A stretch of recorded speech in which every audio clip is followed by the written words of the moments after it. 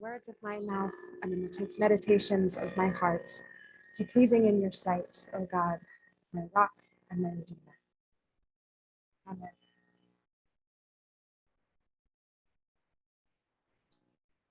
Preaching on the Magnificat is my favorite section of scripture. This whole story, this deeply women's story, is incredibly powerful. We only get a little slice of the whole story, but I want to kind of go back a little bit and get a little bit of Elizabeth's story to kind of set up where we are and how we got to here. So Elizabeth also had her own encounter with the divine. She was considered elderly and not able to get pregnant at that time. And her husband actually got the news that she was going to get pregnant, and he laughed and he said, "Elizabeth, no way, she's old, that's not going to happen." And God kind of pulls a kind of dirty trick on Zechariah. He goes like, "Oh yeah, just watch." And then he says, "All you're going to be able to do is watch, because you have to be quiet for 9 months now." And he wasn't able to say anything. So I love how we entered this section of scripture where it says Mary enters Zechariah's house and greets Elizabeth, because Zechariah can't say anything because his mouth is stopped up. There's a meme going around Facebook that says, or it basically goes, God, Elizabeth's going to get pregnant. Zechariah, no way, she can't. God, you don't have anything further to add to this conversation, obviously. So this has sidelined this person with power, because Zechariah is a priest. He is, in theory, closer to God than your average Joe, but he didn't have it in him to trust God in a radical enough way. And God said, "All right, you've spoken enough. We're going to center the women." This is a women's story of radical faith. So here we have two women, one who's elderly and one who's most likely very young, and two miracle babies meeting in this moment. When Percolate is reading a book called Reading the Bible from the Margins, which challenges the way that we normally interpret the text and asks us to read it as someone who has been marginalized, what they might see in the text, which we might be missing.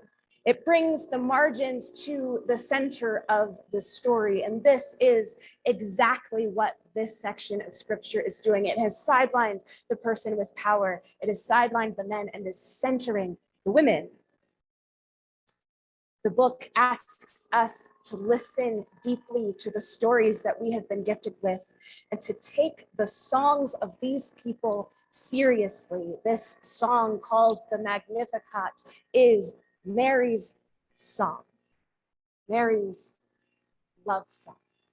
And so to understand who Mary was and kind of where this beautiful song of faith and defiance is coming from, we have to understand a little bit about who Mary was. As the candle lighting said, she was impoverished and young and a woman who didn't have any access to her resources, and her people were colonized. They had been subjected to incredible imperial violence and exploitation on so many levels. She was in jeopardy because of the identities that she embodied in her life. God chose her, this woman who, if things had been different, history would never have known her name. God chose her. He brought the most marginalized to the center of the story, making the outcast, especially because she was found to be pregnant and she was not married, making this person who had no social capital to speak of right front and center. What is her response to this? She responds with radical trust and fierce love. She pulls on generations of the stories her people have told about how God has supported, protected, and come through not only for her individually, but for her and her people. And she trusts that God will do it again. She dreams of a world where more of the lowly are lifted up and the hungry are filled with good things. This poem, this song is a love song.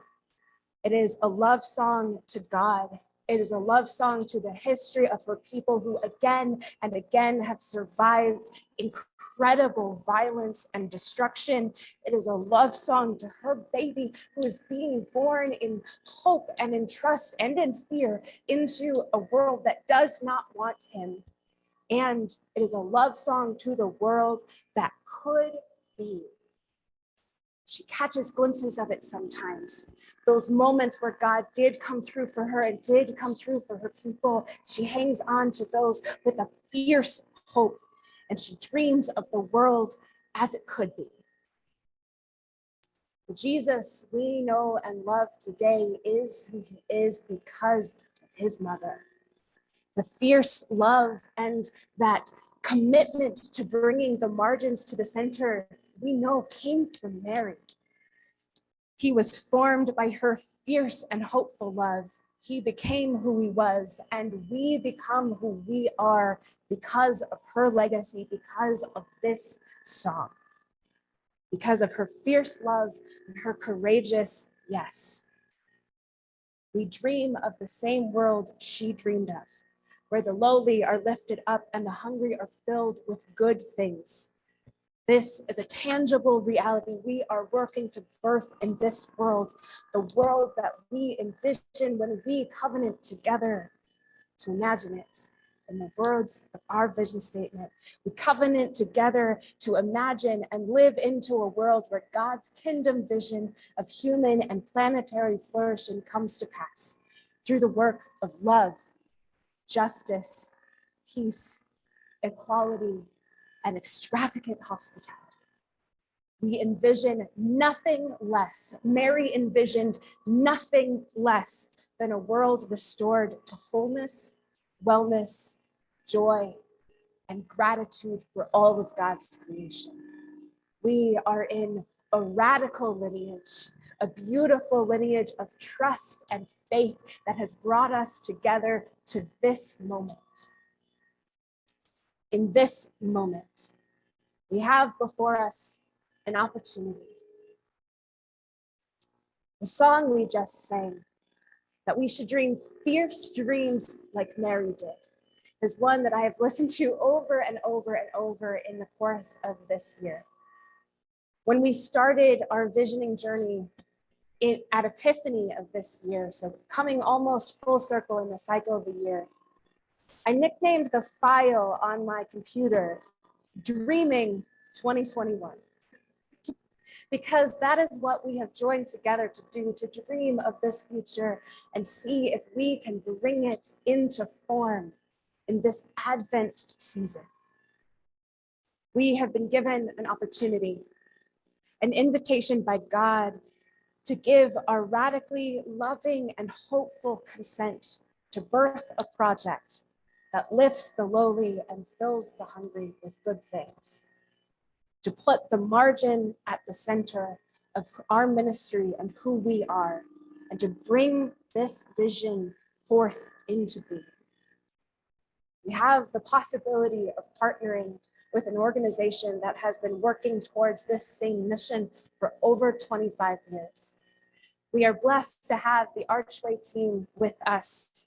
Founded in 1995 by none other than UCC Minister Rob Lapp, who is a friend and mentor of mine and a beneficiary. He actually funded a scholarship that let me go to seminary. Very deeply grateful to him.